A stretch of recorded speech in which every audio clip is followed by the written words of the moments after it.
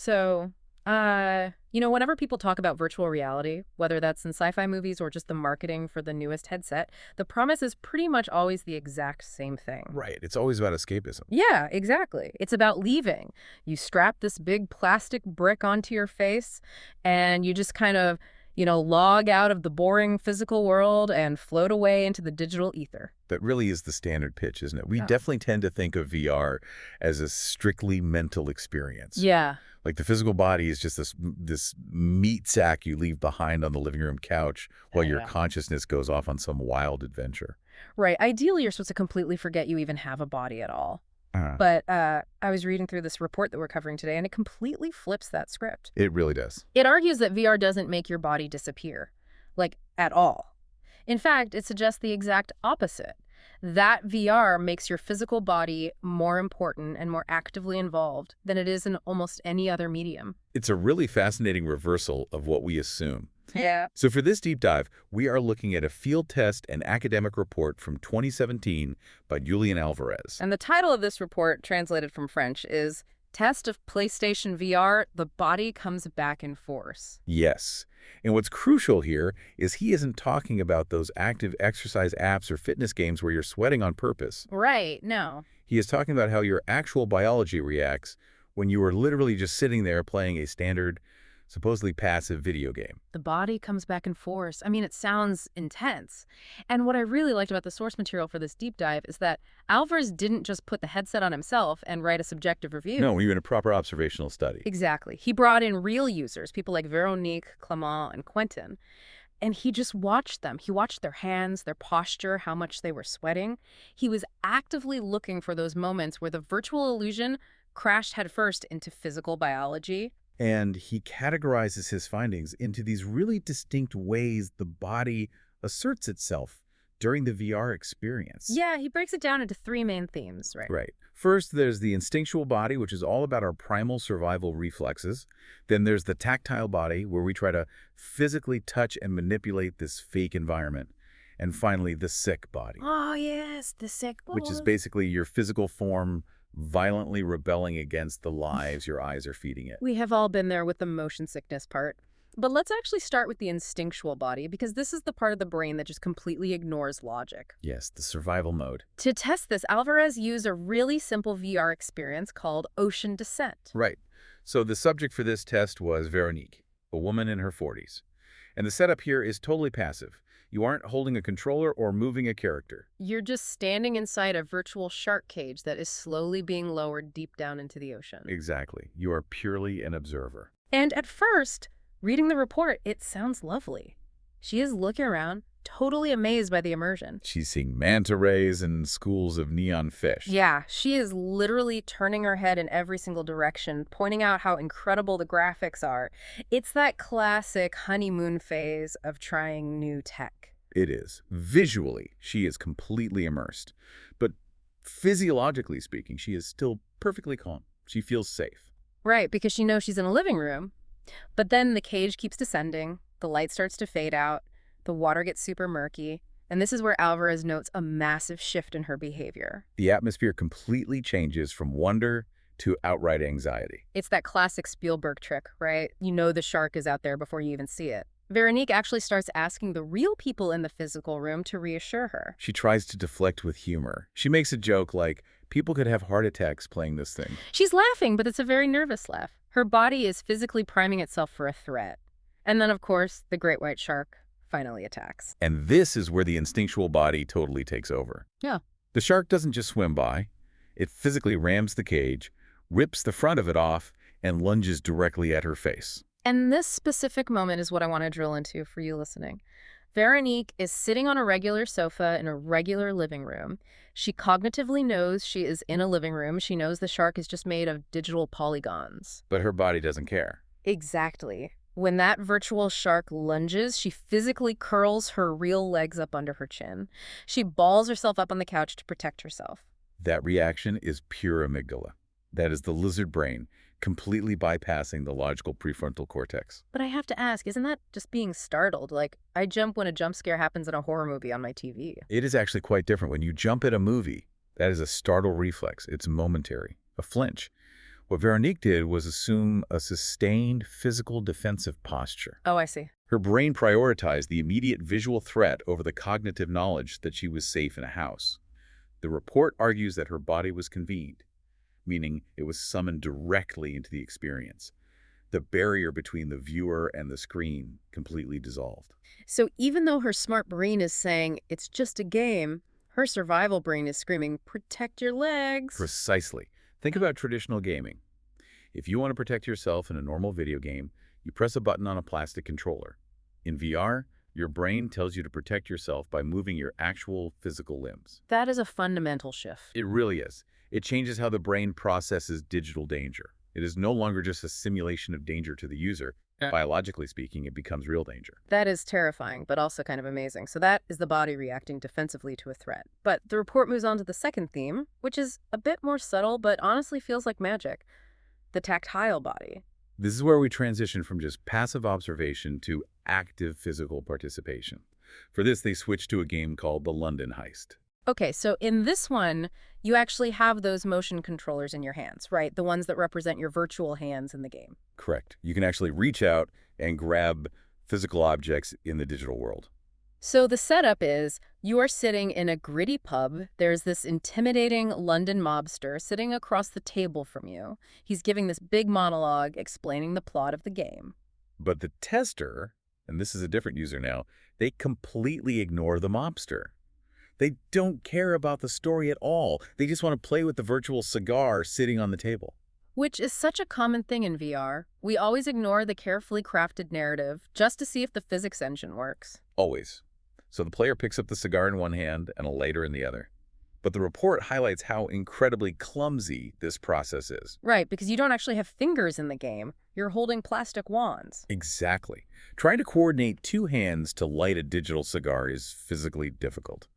The tester keeps dropping the lighter, and the game has to awkwardly respawn it back on the table. See, it sounds like that clumsiness would just break the immersion completely. If I'm fumbling around like a toddler, shouldn't that constantly remind me that the world is fake? You would naturally assume that.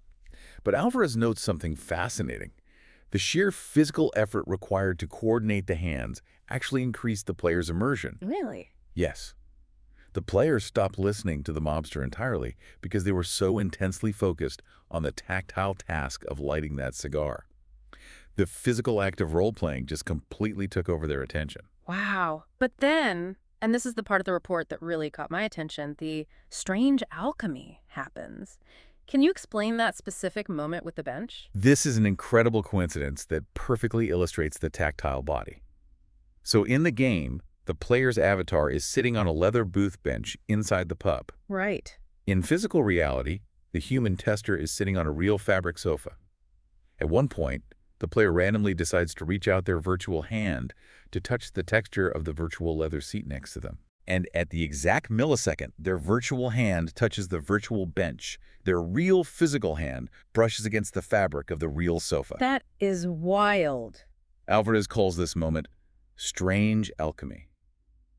It is a spontaneous collision between the diegesis, which is the narrative world inside the game, and the physical real world. Because usually those two worlds are fighting each other, right?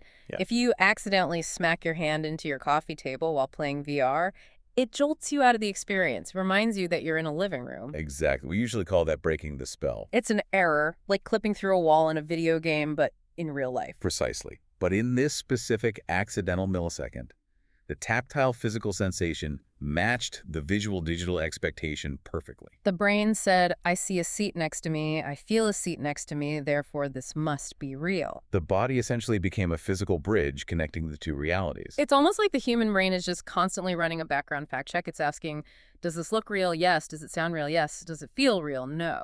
But the very second you give it a yes on that tactile feeling, the brain just throws its hands up and accepts the simulation as objective truth. It completely stops filtering. And that is the true power of the tactile body. It demonstrates that if designers can somehow align the physical environment with the virtual environment, the level of presence becomes absolute. But of course, there is a serious biological price to pay for that deep of a connection. Which brings us to the third theme.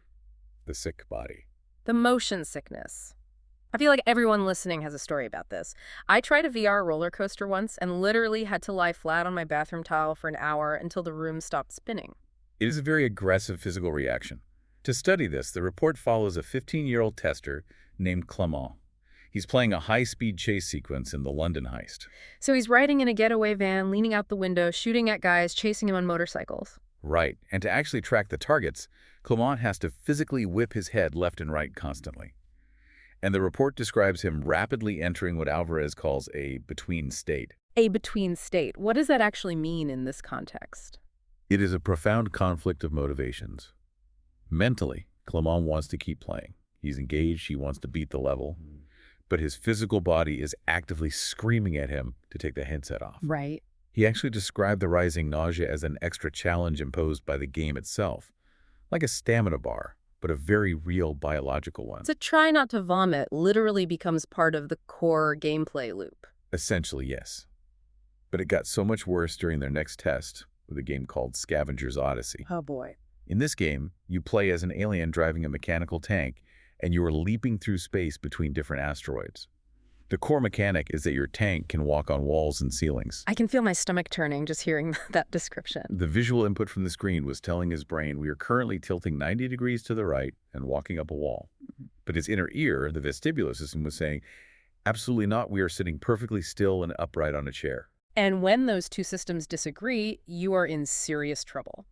But for those listening who might not know the biology here, why does that specific disconnect make us physically sick? Why doesn't the brain just realize it's an optical illusion? It all comes down to an ancient evolutionary defense mechanism. Yeah. It is commonly referred to as the sensory conflict theory. Okay. In the natural world throughout human history, the only time your eyes and your inner ear would disagree this violently is if you had been poisoned. Poisoned? Really? Yes. If you eat a toxic berry out in the wild, the neurotoxin might affect your vision or your sense of balance, causing a severe sensory disconnect. Right. So the brain detects this conflict and thinks, I am hallucinating. I must have ingested a deadly toxin. I need to purge the contents of the stomach immediately to survive. So motion sickness in VR is basically just your brain trying to save your life from a poisonous digital berry it thinks you ate. That is exactly what's happening. It's a pure survival instinct. And in the case of Scavenger's Odyssey, that instinct completely won. The report labels that specific experience as prohibitive. Meaning it was a total failure. Total failure. Yeah. None of the testers wanted to ever play it again. It didn't matter how compelling the story or the graphics were. Their biology just gave a hard no. It really seems like a hard physical limit for the medium. You can't just beat millions of years of biology. But the fascinating thing is the report actually argues that you can, or at least you can cleverly trick it. Yes, and they proved this by testing another game, a horror shooter called Until Dawn, Rush of Blood. Now, this is a real shooter. So the player is sitting in a roller coaster cart, automatically moving through a haunted house. Technically speaking, this should trigger the exact same sickness. You are visually moving at high speeds, but physically sitting completely still. It absolutely should trigger the nausea. But the tester for this game, Quentin, didn't get sick at all. Why not? Because of how the developers designed the gameplay mechanics. The game constantly throws physical obstacles at your head, things like massive saw blades or low-hanging wooden beams. To survive and not take damage, you have to physically duck your real body or lean hard to the left or right. So you are forced to move your actual torso to play the game. Yes. And because Quentin was constantly moving his upper body to dodge these obstacles, his vestibular system was actually receiving real movement data. Oh, I get it. It wasn't a perfect match to the forward momentum of the roller coaster cart, but it was just enough physical movement to bridge that sensory gap. Exactly. Quentin specifically noted in the study that synchronizing his own physical body movements with the virtual action completely eliminated the vertigo. That is such a surprisingly simple fix. If you force the player to move their physical body, you give the inner ear just enough data to validate what the eyes are seeing. It's all about engaging the body to solve a problem that the static body created in the first place. Passivity is the enemy of VR comfort. If you sit still like a lump, you get sick. If you physically act, you survive the experience. Which perfectly brings us to the final and honestly the most mind-blowing section of this entire deep dive, the adapting body. Because it turns out we aren't just designing clever tricks to fool our brains. Our brains might actually be dynamically rewriting their own code to handle virtual reality. This revelation came from testing the Star Wars Rogue One X-Wing VR mission. Which is the absolute dream scenario, right? Actually sitting in the cockpit and flying an X-Wing. It is the ultimate fantasy for a lot of people. And the game starts with an incredibly strong sense of embodiment. You look down, and you see a rebel pilot's flight suit. You see a chest panel rising and falling with your breath. You see your gloved hands on the controls. But there's a pretty funny glitch that the report points out. There is. If you physically turn your head around to look at the astromech droid behind you, you see the headrest of your own pilot seat. And you suddenly realize you don't actually have a head. The headless pilot. The developers removed the avatar's head so the digital camera wouldn't clip through the helmet model. It creates this bizarre paradox. You feel completely embodied, but you visually confirm you are just a headless torso. But the report says the immersion is so powerful that it doesn't even matter. It briefly reminds you of the real world, but the player just immediately accepts it. Like, okay, I don't have a head today, that's fine, let's go shoot some TIE fighters. They absolutely accept it. But then the gameplay starts. And flying an X-Wing implies doing intense barrel rolls, massive loops, and chaotic dogfights. Surely all of that spinning triggers the poisonberry reflex all over again. Initially, yes, it does. The motion sickness came rushing back during those intense aerial maneuvers. But this is where we get to see neuroplasticity happening in real time. Right. The testers started instinctively developing physical strategies. First, they learned to lock their gaze strictly on the distant horizon line during a turn, exactly like a professional figure skater does, to avoid getting dizzy during a spin. Okay, so they are actively learning a new physical skill to cope with the digital environment. But then something much deeper happened on a neurological level. Alvarez suggests that the brain actually began to learn the specific context of the situation. Meaning what exactly? Meaning the brain started to understand the new rules. It recognized a pattern. When I have this plastic headset on my face and I see the inside of a cockpit, I need to completely ignore the signals coming from the inner ear. Wait, are you saying the human brain is creating a custom sensory profile specifically for VR hardware? Exactly. It's incredibly similar to getting your sea legs.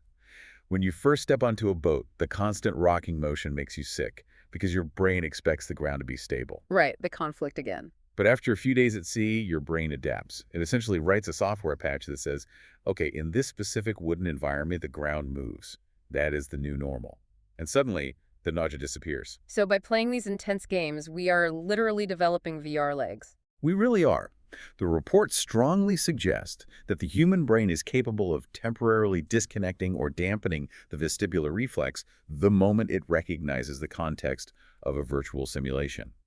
It is a form of rapid, context-dependent evolutionary adaptation. That is just wild to think about. Yeah. We are literally rewiring our core sensory processing, a system that has evolved over millions of years specifically to keep us from falling off cliffs or eating poison, just so we can comfortably blow up spaceships in our living rooms. It really speaks to the sheer, incredible plasticity of the human nervous system. We are not biologically static. We subconsciously adapt our biology to fit the tools we use. And I think that brings it all the way back to the core thesis of Alvarez's entire report. The physical body is not left behind on the couch. It is completely central to the experience. It is the primary vessel for the medium. If you look at the broad history of video games, we started with just our thumbs twitching on a D-pad. Then the Nintendo Wii came along and brought the whole arm into the equation. Then the Kinect tried to use our full posture. Exactly. And now virtual reality is actively demanding the inner ear, the visual cortex, the survival reflexes, the entire nervous system. We're moving from just remote controlling a game from afar to physically inhabiting it. And that deep inhabitation requires the body to be fully convened, as Alvarez put it.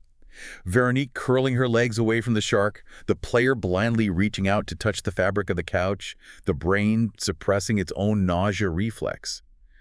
These are all undeniable proofs that the body is actually working much harder in VR than it does in normal reality. It really makes you completely rethink the word virtual, because it clearly isn't virtual to your amygdala. It definitely isn't virtual to your stomach. Not at all. To your biology, it is simply another reality that must be survived. So I want to leave you, the listener, with this final thought.